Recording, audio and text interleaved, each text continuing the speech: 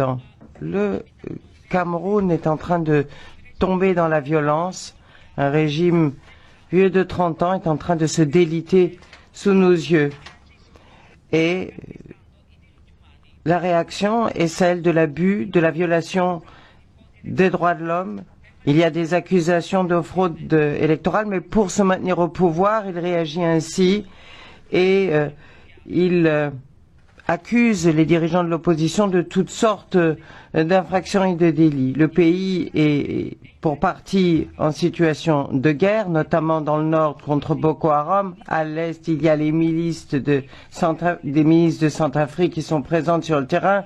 Et la lutte contre ces forces sécessionnistes et les milices est compliquée. Nous ne défendons pas les milices, mais il faut aussi comprendre les causes profondes de ce désastre, de ce naufrage camerounais. Et ça, c'est l'immobilisme du gouvernement qui l'explique. L'autocratie aussi, la mauvaise gouvernance, les fraudes électorales, le népotisme et le clanisme. Tout cela explique la crise dans laquelle est tombé le pays et l'immigration de masse de la jeunesse camerounaise.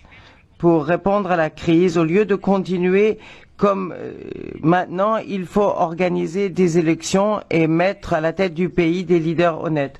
Je remercie la haute représentante pour son travail. À une époque difficile où l'égoïsme des pays cède la place au souverainisme